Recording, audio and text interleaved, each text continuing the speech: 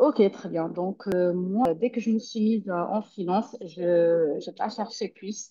J'ai j'ai été contactée enfin, par une personne avec qui elle était avec moi à l'université, qui était déjà chez F2I, et qui m'a proposé de rencontrer Selim. On a fait un point. Selim, il a été très disponible.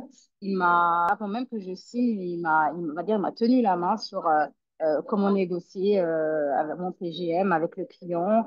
Lina, elle a été très réactive exactement aussi pour la signature de contrat avec les clients. Vraiment, la réactivité, moi, je donne 100% de mon côté 5 étoiles. Et on m'a tenu la main, on m'a fait le contrat. J'avais changé encore d'avis à un moment donné. Et on m'a pas laissé attendre. On m'a refait un autre contrat, toujours à l'écoute. Toute l'équipe, enfin, Salim, toujours à l'écoute des consultants. Lina, même si, je suis désolée, Lina, mais même si elle est en congé, elle nous répond. La partie compta également, ils sont très réactifs dès qu'on écrit quoi que ce soit, dès qu'on a une question. Vu le fuseau horaire, on est toujours à l'écoute, on nous répond toujours. On n'est jamais dans les questionnements. Enfin, on a une question, on a une réponse. C'est plus du service client. Concernant qu'est-ce que je pourrais parler aussi, on se voit aussi, on fait des after-work. Merci à Alina aussi de trouver des spots où on se sent bien, on discute. Vraiment, ça permet de faire du réseau. Même si on est tous des consultants freelance, on arrive toujours à avoir cette identité F2I, que des fois, même des ESN où on est en CDI, on ne l'a pas.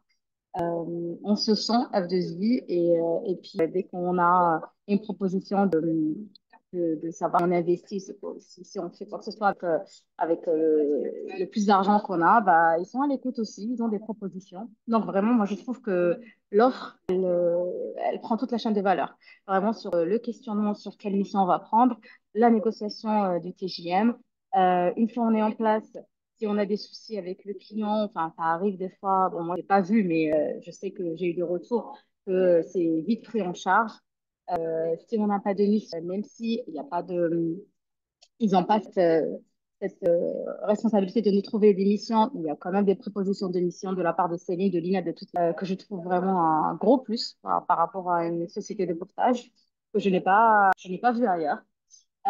Permettez-moi de parler de F2I parce que je connais les autres un peu parce que quand on est en portage, effectivement, on va essayer de regarder, on va essayer de parler. Enfin, je pense que vous, les consultants, vous savez, dès qu'on veut aussi mettre à notre compte, on va essayer de chercher c'est quoi les meilleures solutions.